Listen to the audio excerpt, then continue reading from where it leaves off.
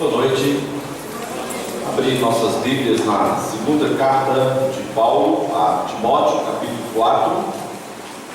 Nós queremos olhar a partir do versículo 6, segunda carta de Paulo a Timóteo, capítulo 4, a partir do versículo 6.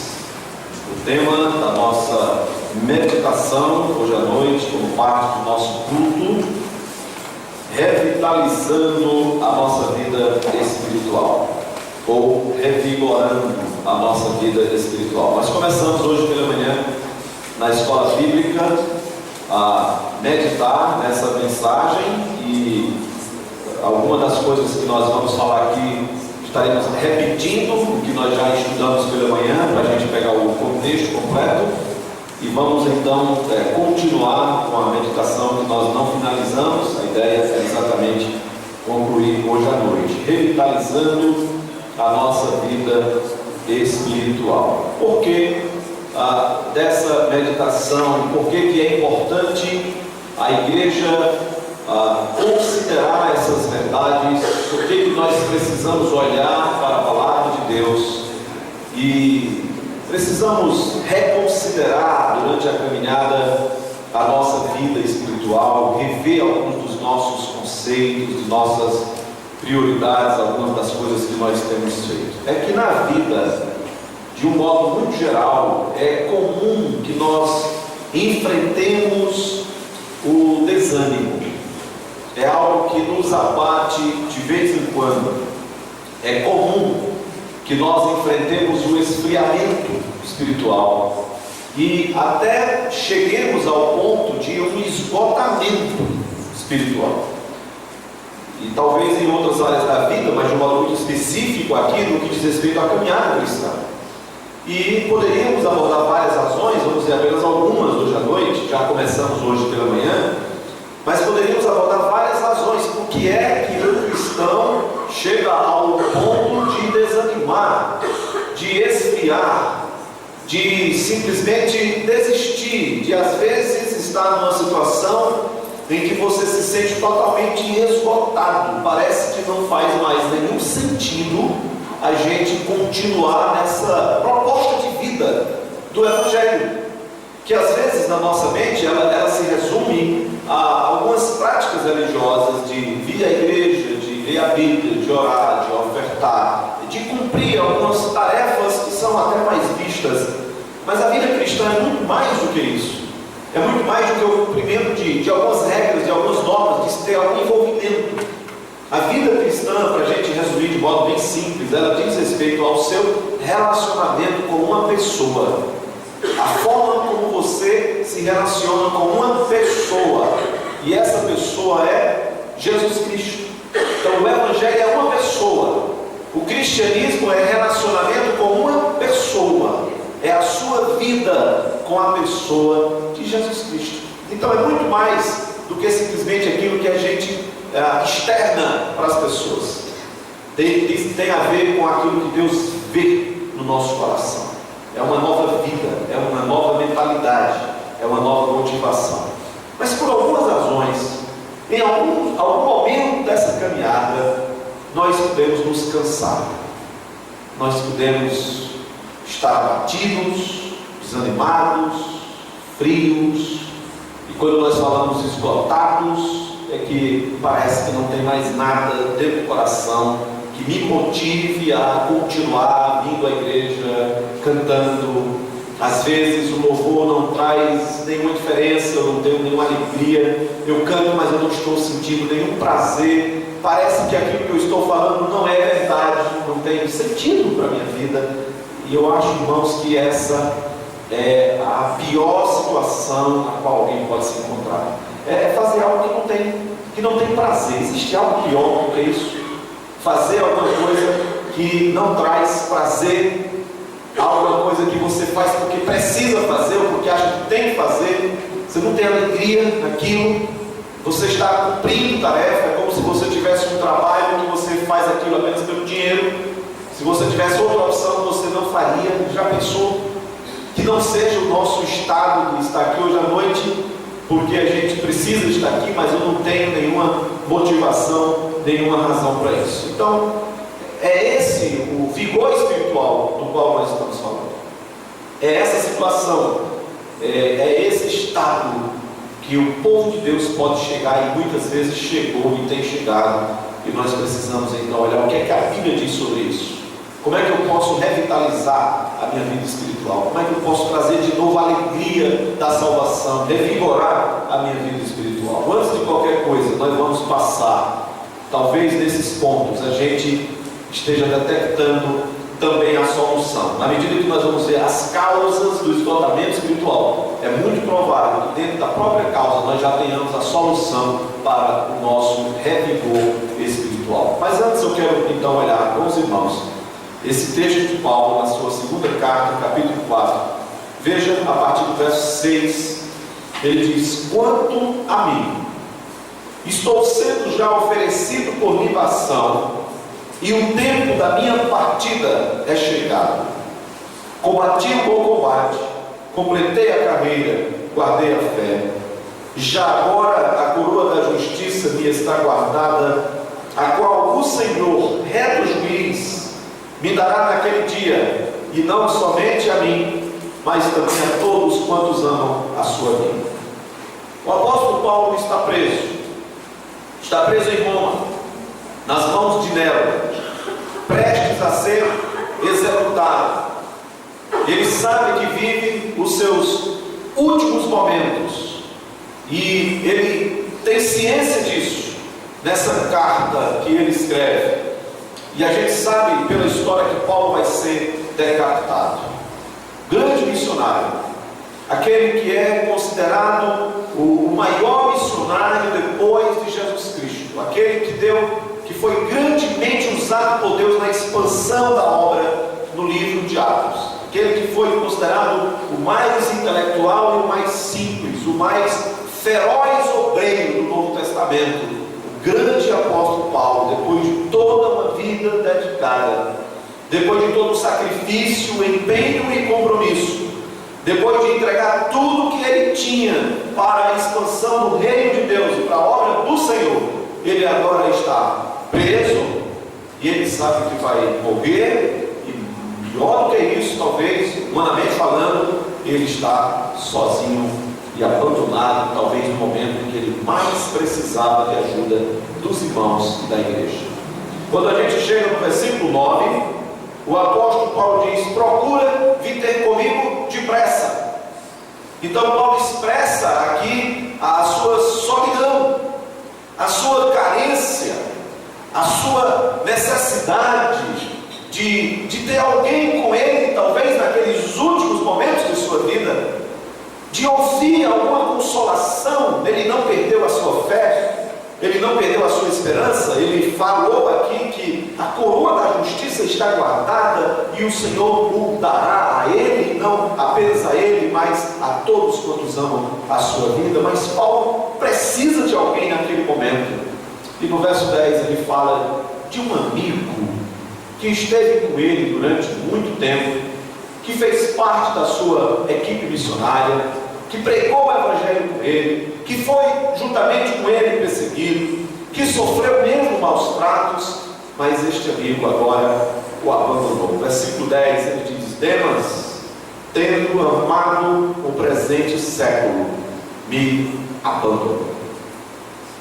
Vem ter comigo depressa, estou sozinho, eu vou morrer, e aquele que poderia estar comigo agora, ele me deixou, ele me abandonou. Por que Demas abandonou Paulo?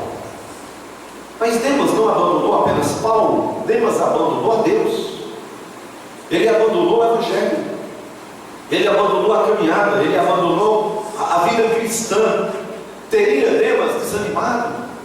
Teria Demas esfriado?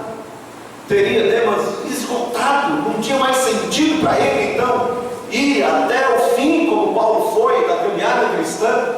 O que aconteceu com esse missionário que abandonou a obra de Deus, e que pode acontecer conosco também? Quais foram as causas do esfriamento de Demas? Nós não sabemos. A única coisa que Paulo menciona é que ele amou o presente século. Parece que traz a ideia de alguém que se desviou do caminho. Não faz menção que ele se tornou um apóstata, que ele negou a doutrina, que ele agora se tornou um herege. Não é isso. Parece que está muito mais dentro do contexto de alguém que ainda sabe que Jesus é o Salvador, que ainda sabe que o Evangelho é a verdade, é o caminho verdadeiro, mas que ele não tem mais força e nenhuma vontade e nenhum vigor para continuar essa vida. Você já enfrentou momentos assim? Estranhamente, esse sentimento toma conta do coração de alguém que já fora transformado pelo Evangelho. E agora nós estamos aqui, desanimados, frios, porque muitas vezes as causas de nossa animação e empolgação são causas meramente humanas.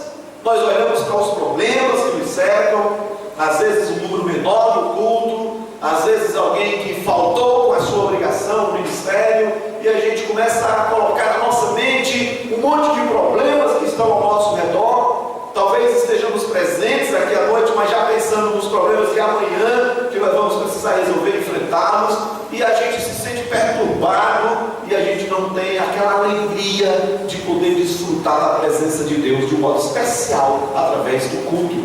Será que é esse o nosso estado? Seria essa a nossa situação? O que aconteceu com Demas? Alguma coisa atraiu e distraiu o seu coração, e nós perdemos na obra de Deus um grande obreiro, um homem de Deus que abandonou Paulo no momento mais importante. Quais são as causas do esgotamento? Nós vamos passar por algumas que nós temos mencionado e já falamos de pelo menos 3 hoje pela manhã. A primeira, quando nós permitimos que o nosso amor por Deus seja dividido. Quando nós permitimos que haja uma distração no nosso coração. No livro de Provérbios, capítulo 4, verso 23, diz que sobre tudo se deve guardar. Devemos guardar o quê? O coração, porque dele procedem as fontes da vida. Jesus disse que é no coração onde se travam as batalhas da vida. O coração tem a ver com a sua vida, com o centro da sua vida. É no coração onde você organiza a sua ordem de valores, a sua ordem de prioridades. É onde você toma decisões, é onde você planeja a vida, o seu futuro. É onde você toma decisões, é onde você recebe os sentimentos. O coração é onde você então estabelece ou não quem é Deus para você.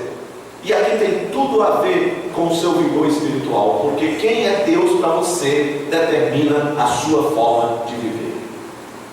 A forma como você enxerga Deus determina a sua maneira de viver, determina o que o mundo representa para você, a maneira como você enxerga a vida, a maneira como você compreende a igreja, a maneira como você vê as pessoas, a maneira como você encara a morte.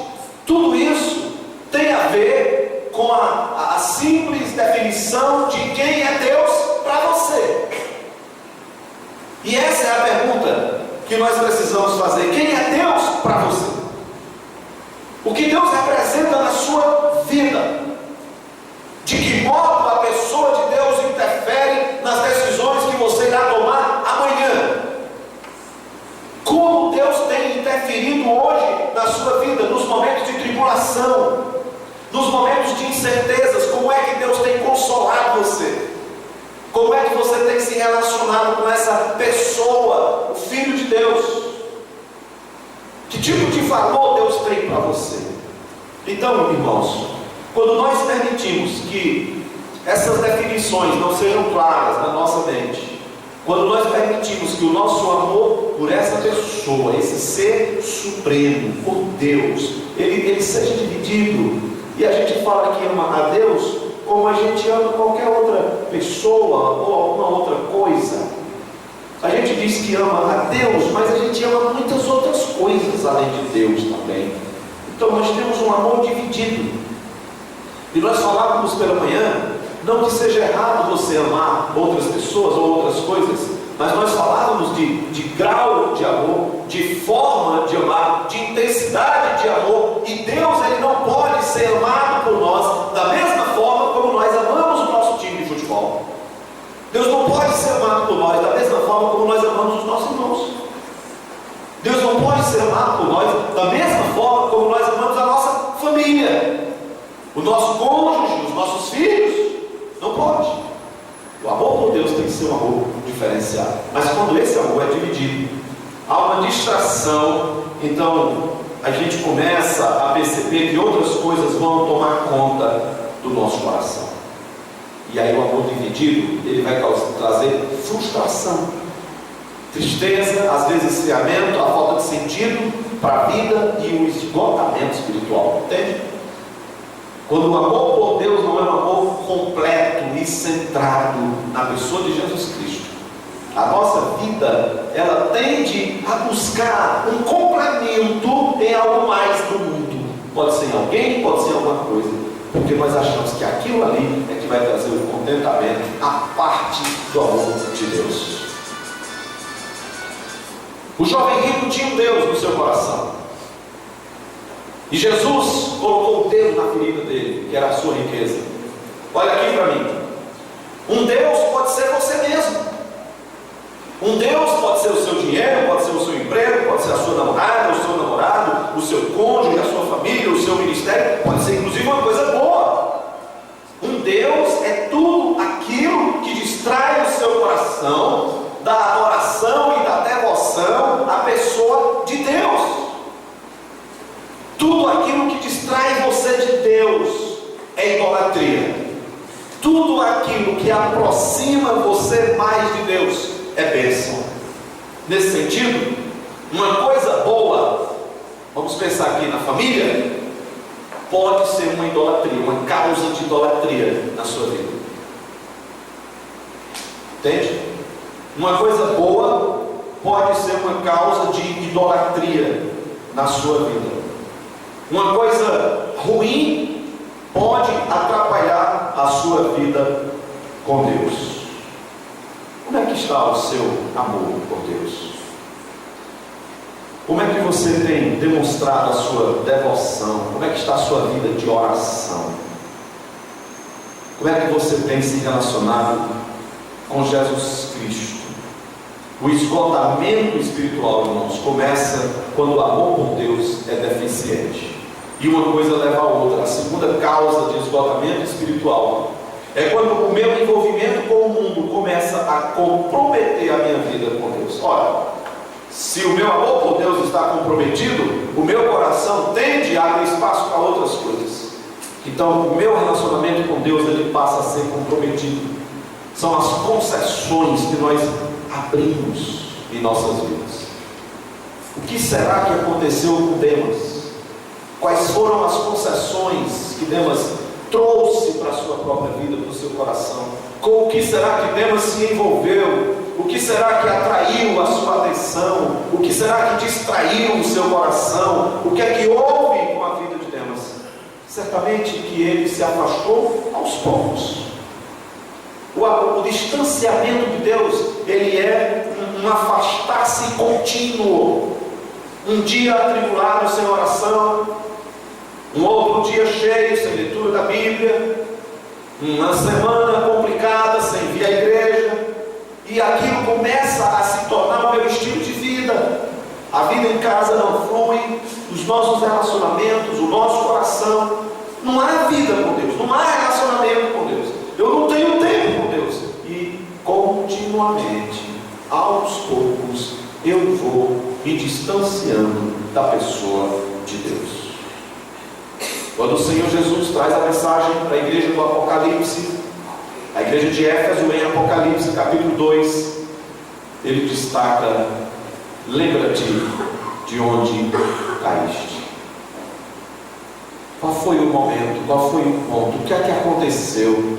Qual foi a situação? Quem tomou o lugar de Deus na sua vida? O que foi que aconteceu que mudou a sua maneira de pensar? E que agora parece que você não tem mais forças para lutar contra o pecado, e você sabe que precisa retornar. E Jesus diz: lembre-se, de onde foi que você caiu? E volta para o teu primeiro amor. Uma terceira causa, irmãos, de esgotamento espiritual é quando nós alimentamos falsas expectativas em relação à vida. A gente começa a colocar os nossos olhos apenas nesse mundo aqui. Aí a expectativa do povo de Deus, ela se torna muito mecânica, muito humana. O povo de Deus, ele precisa olhar para o mundo com olhares espirituais. Nós precisamos entender que a nossa vida, ela está passando e ela vai passar, e que nós não almejamos nada nesse mundo aqui, pelo menos não devemos, no sentido de trazer a realização e o contentamento do nosso coração. A nossa vida está em Cristo. A Bíblia diz que em Cristo estão escondidos todos os tesouros da ciência, do conhecimento. A Bíblia diz que o paraíso não é aqui, que o melhor ainda está por vir, que as promessas de Deus dizem respeito a uma vida futura.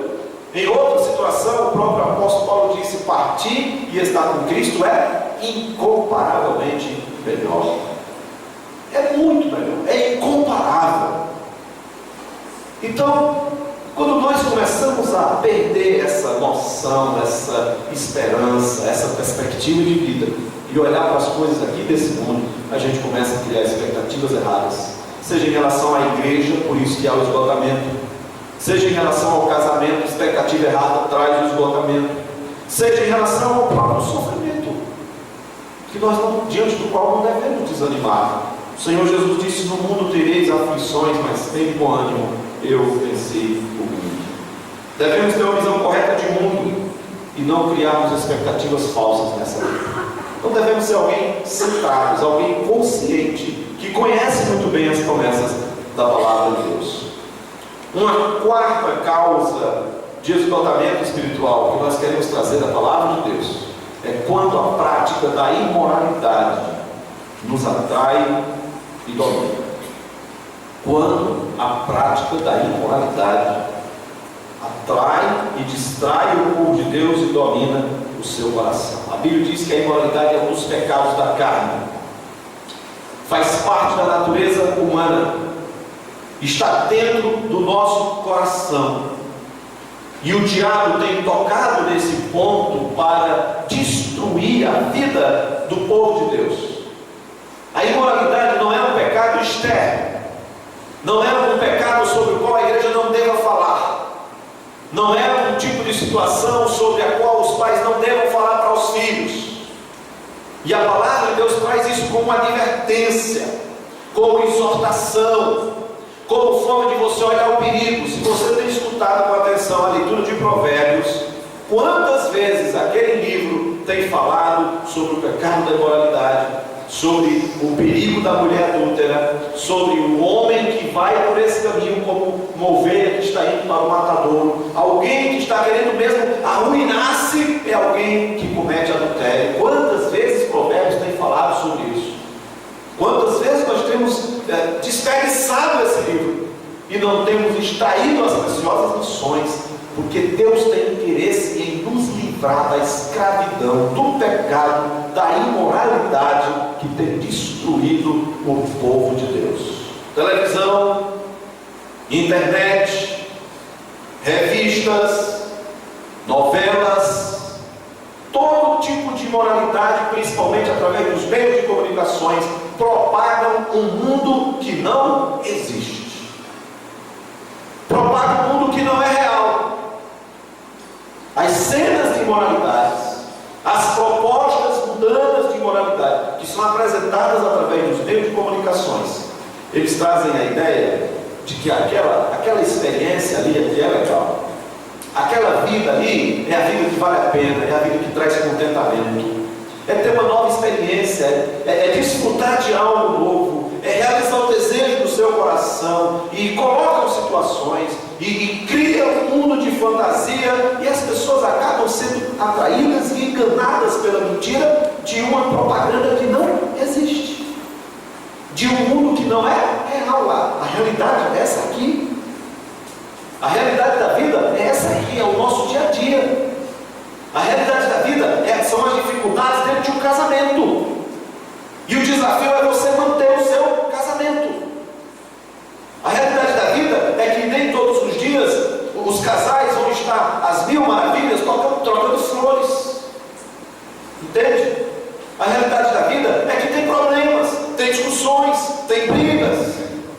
sem discórdia. Não é isso que marca o casamento. Não estou dizendo isso. Eu estou dizendo que essas coisas fazem parte da vida e que a vida não é as mil maravilhas como a gente imagina. Aquele mundo das novelas lá é um mundo que não é real, não existe. É uma propaganda enganosa. É uma propaganda mentirosa. Por que é que muitas vezes a gente escuta de alguém que abandonou a família e foi morar com outra mulher e procurou uma aventura? Ou de alguém que abandona os filhos, o marido e vai em busca de uma aventura? É porque essa ilusão do pecado entrou no seu coração e essa pessoa acha que ela vai se dar bem com isso, que ela vai viver um mundo que até então ela não conseguiu viver dentro de casa. É o engano do pecado que Provérbios tanto fala e adverte. Irmãos, essa é uma área que tem destruído a vida de muitas pessoas, inclusive de líderes espirituais. O sexo é uma arma forte do diabo para destruir as famílias dos casais e a vida dos jovens.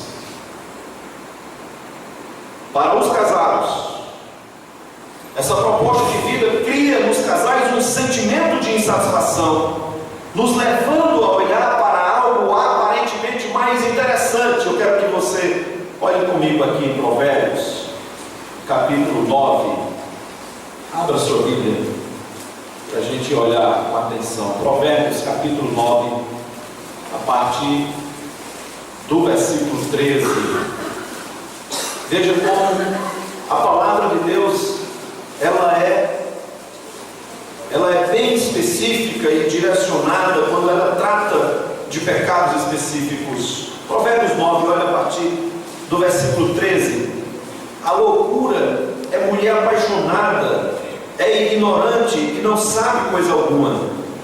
Assenta-se à porta de sua casa, nas alturas da cidade, toma uma cadeira para dizer aos que passam e segue direito o seu caminho: quem é simples, volte-se para aqui. E aos faltos de senso diz: as águas roubadas são doces e o pão comido às ocultas é agradável. Eles, porém, não sabem que ali estão os mortos, que os seus convidados estão nas profundezas do inferno. Volte um pouquinho para o capítulo 6, olha comigo o versículo 20 de Provérbios.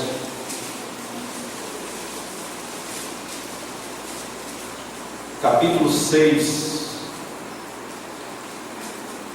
a partir do versículo 20. Filho meu, guarda o mandamento de teu pai e não deixes a instrução de tua mãe. Ata-os perpetuamente ao teu coração, pendura-os ao pescoço. Quando caminhares, isso te guiará. Quando te deitares, te guardará. Quando acordares, falará contigo. Porque o mandamento é lâmpada e a instrução é luz, e as repreensões da disciplina são o caminho da vida, para te guardarem da vil mulher e das lisonjas da mulher alheia.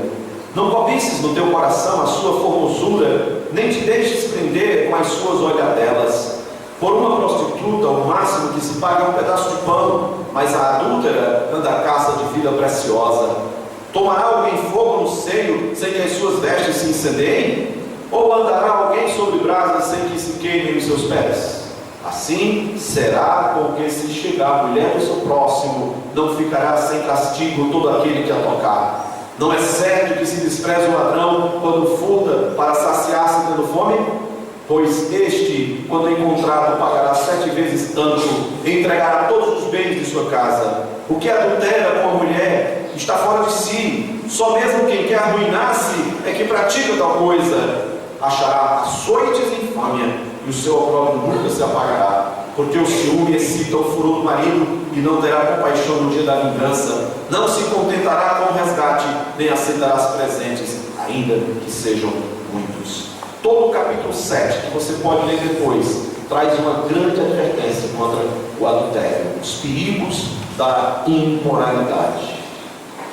Para os jovens, essa tem sido também uma causa de destruição. Jovens namorados, cuidado com seus namoros, com seus limites. Cuidado com aquilo que você traz como concessão para a sua vida. Se você ceder ao seu namorado se aproveitar de você. É um conselho de pai para filhas. Se você ceder naquilo que o homem quer, e os homens, não fiquem com raiva de mim não, mas eu vou usar uma expressão aqui, que a gente pode apagar depois, mas só depois que eu falar. De modo geral, os homens são safados, são aproveitadores. E se algum homem ficou com raiva, a gente conversa depois. Eu preciso só de segurança para a gente conversar. Mas a gente precisa falar sério, né, sobre isso. As meninas, as mulheres que parecem que tão facilmente são enganadas, que aceitam a colocação de uma situação. Cuidado, cuidado. Depois que o homem consegue aquilo que ele quer, não tenha muita esperança com ele. Não tenha muita esperança. Não ceda. Seja firme nos seus propósitos de honrar a Deus, e Deus vai te dar o homem que você merece. Deus não prepara as suas filhas para entregar para qualquer um. Tem que ser para pessoa decente, para homem de bem. Os pais sejam homens. Sejam homens quanto a isso. Se precisar pegar um chicote e botar o camarada para correr, faça isso. Você está protegendo a sua família, a sua filha. É o bem que Deus lhe deu, pelo qual você é responsável. E se você não levar isso a sério, os problemas que você está traindo para si mesmo, para o seu namoro, talvez para o seu futuro casamento, são problemas para o resto da vida. Não brinque não. São problemas para o resto da vida. Pode parecer banal, mas é causa de esgotamento espiritual. Dentro das igrejas. Dentro das igrejas. Eu não estou falando da nossa igreja, eu estou falando das nossas igrejas, de um modo geral, do povo de Deus. A imoralidade está presente. Não pense que porque a igreja tem certas coisas que o crente não faz, e às vezes faz pior do que o descrente. Para vergonha nossa, para vergonha do evangelho diante dos gentios, para vergonha nossa. Às vezes nós fazemos coisas que nem o descrente faz. Vê o que Paulo diz lá, 1 Coríntios 5. Aquele pecado lá dentro da igreja, Paulo diz, nem na cidade de Corinto se escuta falar de um pecado tal tamanho. Mas dentro das igrejas, essas coisas estão acontecendo. Pecados ocultos. Às vezes a gente não sabe porque é que a igreja está enfrentando tanto problema, porque é que há um esfriamento geral, um esgotamento. Talvez seja disciplina de Deus. Disciplina de Deus. De pecados ocultos, de pecados escondidos, de pecados que você acomodou no seu coração e não tratou e não confessou, e você pensa que não está acontecendo nada, que não aconteceu nada, e não percebe que a igreja está sofrendo com isso. Às vezes a falta de conversão, a falta de compromisso, porque você faz parte de um grupo e esse grupo sofre com o seu pecado, com o meu pecado oculto, não tratado e não confessado. Uma outra causa de esgotamento espiritual, irmãos, é quando nós somos mero espectadores. Não há como você crescer sem trabalhar. O que você está fazendo com o dom espiritual que Deus te deu? Onde está a empolgação dos nossos irmãos, dos nossos jovens? A empolgação daqueles que vieram do acampamento, das conferências. Terminamos uma conferência no final de semana passada. Onde estão os frutos? É o título do artigo do semanário. Onde está a empolgação? Eu não sei se os jovens lembram quando retornaram do acampamento de carnaval, a grande bênção, todo mundo compartilhando e cantando, e naquela noite eu preguei, eu disse, o desafio maior que vocês têm daqui para frente, de manter a empolgação. Lembram disso? De manter o compromisso, porque aquela euforia do retiro, ela passa. O que vale depois é o seu dia a dia, é o seu relacionamento com a pessoa de Deus. Onde está a nossa empolgação? Porque nós não conseguimos manter a mesma vida eufórica que nós vivemos em alguns momentos de nossas vidas. O que está acontecendo na igreja? Por que é que nós aceitamos e permitimos certos tipos de pecados na igreja? É porque o mundo está muito mais dentro do nosso coração do que a gente imagina. Nós somos muito mais comprometidos com o mundo do que a gente imagina. Tem muito do mundo dentro da igreja. Tem muito do mundo dentro de nós. Quer um exemplo? Vai no casamento de dois crentes, para você ver se tem mais nada de crente. De um modo geral, não estou dizendo que todo casamento é assim, mas de um modo geral, alguns desses casamentos que você vai, tem nada de crente. Terminou ali aquela cerimoniazinha, aquela balelazinha, aqueles conselhozinhos que o pastor traz lá em 3, 4 pontos. Terminou aquela cerimônia, apaga a vela e começa a bagaceira. A festa que vai acontecer agora, depois da cerimônia, não tem mais nada a ver com o crente.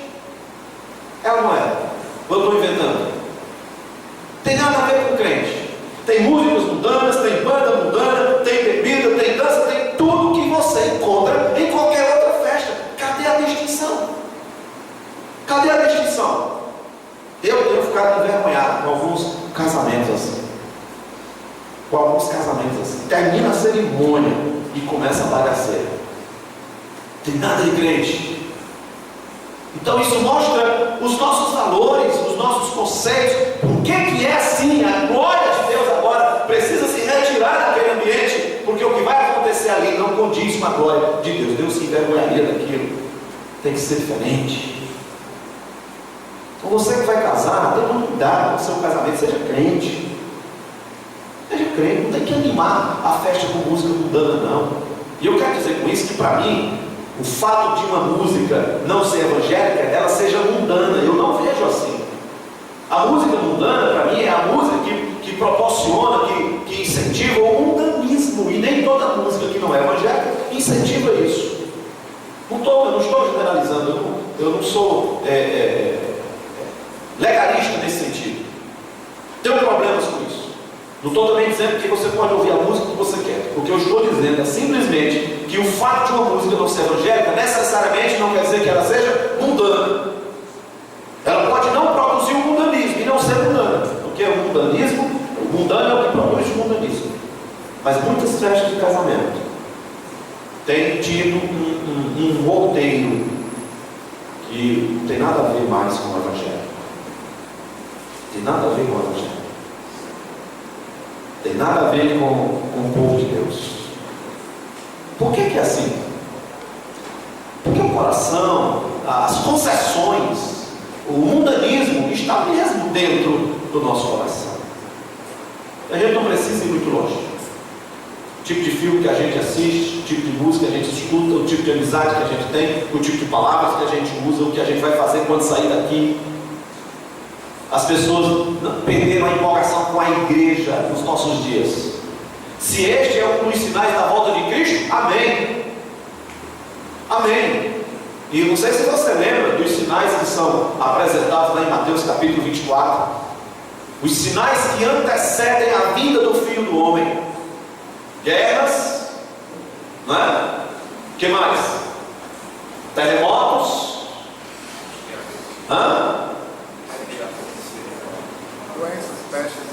O aumento da propagação das falsas doutrinas e o amor que vai se esfriar de quase todos. De quase todos.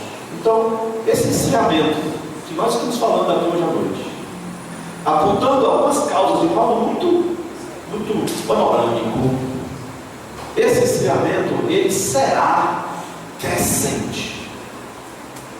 Interessante, né?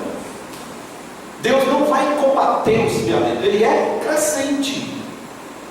Ele será uma das marcas dos últimos dias. Pessoas abandonando as igrejas, pessoas desanimando da vida espiritual.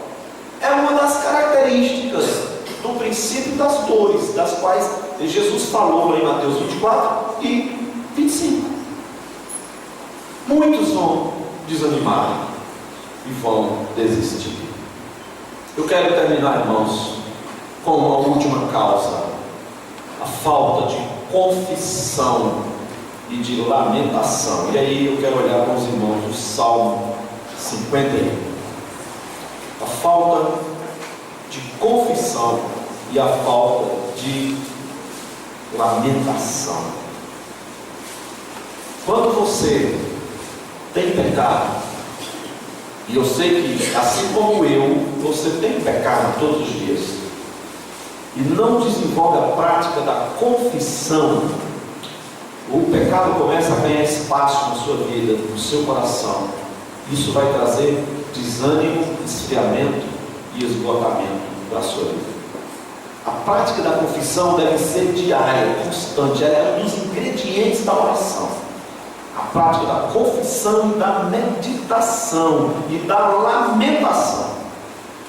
Não é aquela oração, irmãos, mecânica e fria que a gente muitas vezes faz. Senhor, perdoe os nossos pecados, abençoe a nossa programação. Isso não é confissão. Não é. Se na sua oração você tem colocado isso de forma mecânica, sem nenhum sentimento de tristeza, Senhor, perdoe os meus pecados, é só isso. Deus está esperando mais. Deus está esperando que você o busque com tristeza no coração e que você diga: Senhor, perdoe os pecados de imoralidade do meu coração. Senhor, perdoe as maldades que eu tenho guardado no meu coração, os maus pensamentos. Perdoe a minha omissão, perdoe porque eu não amo o Senhor como o Senhor deve e merece ser amado. Eu não tenho servido ao Senhor, eu não tenho sido a pessoa que eu deveria ser. Irmãos, dê nome aos pecados, diga para Deus o que você tem feito. Isso é confissão de pecados. Olha o Salmo 51, pecado da confissão de Davi, no verso 4. Olha o verso 4 do Salmo 51. Pequei contra ti somente, e fiz o que é mal perante os teus olhos. Verso 5. Eu nasci na iniquidade, e em pecado me concebeu a minha mãe. Versículo 10. Cria em mim, ó Deus, um coração puro, e renova dentro de mim um espírito inabalável. Versículo 17. Sacrifícios agradáveis a Deus são espírito quebrantado, coração compungido e contrito não desprezarás, ó Deus. E versículo 12. Restitui-me a alegria da tua salvação. Veja, Davi confessa seu pecado, e ele entende que o seu pecado foi contra Deus. Eu pequei contra ti somente. Eu fiz o que é mal perante os teus olhos. O Senhor será justo em qualquer coisa que o Senhor faça comigo. O Senhor é justo, estará certo. Eu sou culpado, eu preciso do seu perdão, da sua misericórdia. E o pecado tirou uma coisa muito importante de Davi: a alegria da salvação. Ele disse: Senhor, traz de volta para mim a alegria da salvação, a alegria que eu perdi. Irmãos, onde está a alegria da nossa salvação? Onde está a alegria de poder simplesmente dizer: eu sou filho de Deus? Onde está a alegria da sua vida? Onde está o contentamento da sua caminhada, aquilo que sustentará você durante toda a sua vida? Que você possa orar hoje à noite, assim como Davi, e clamar a Deus que por favor nos devolva a alegria de nossa salvação. Vamos orar. Amado Pai, nossa gratidão ao Senhor. O Senhor tem sido muito bom conosco. A sua graça tem sido presente em nossas vidas, e a sua misericórdia tem nos sustentado. O Senhor tem sido longânimo e tem nos suportado. Deus, pedimos que continue a ter compaixão de nós. Continue, ó Deus, estender a sua mão para nos ajudar. Que o Senhor perdoe as nossas iniquidades, toda impureza, todo acúmulo de maldade. Que o Senhor limpe o nosso coração, que o Senhor purifique a nossa igreja, Que o Senhor abençoe as famílias, que o Senhor guarde os corações dos jovens, que o Senhor proteja as nossas crianças, que o Senhor ilumine a sua liderança e que a tua igreja, ó Pai, seja pura e sem mácula até o dia do nosso encontro com o Senhor.